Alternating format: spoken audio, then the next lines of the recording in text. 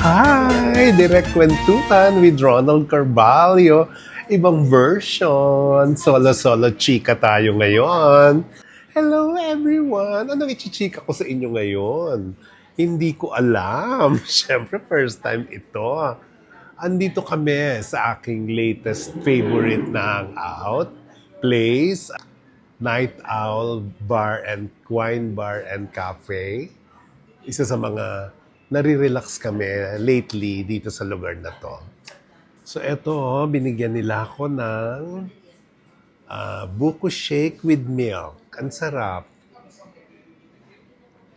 So anong chika? Ano ba ichichika ko? Wala akong alam ichika.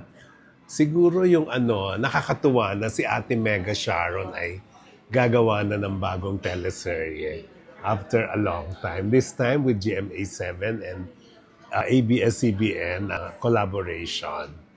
Kasama niya sina Barbie Fortesa at si John Estrada. Exciting, pero sana ang ganda kung si Gabby Concepcion yung leading man, ano?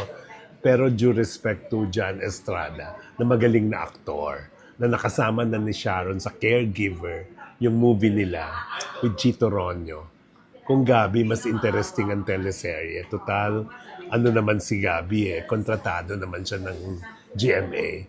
Pero mukhang ayaw na nila muna na magkatrabaho uli. From the concert na Dear Heart, si Sharon at si Gabby parang rest muna sila sa mga tambal-tambalan. Siguro nire-reserve pa rin nila for a movie na matagal nang nire-request ng lahat na makagawa naman sana sila ng pelikula. Hindi pa rin naman nahuli ang lahat, although 60s na sila, imagine. From 15 and 17 years old si Gabby nung nagsimula ang Dear Heart. Ngayon, 60s na sila. How time flies. At na-witness ko yon ng silang dalawa, Sharon and Gabby, when I was 20, noong 1981, nung ginawa namin yung movie na yan.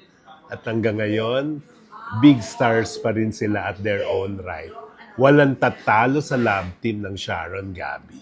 But of course, panoorin natin ng teleserye ni Ate Shawi with John Estrada and Barbie Fortesa.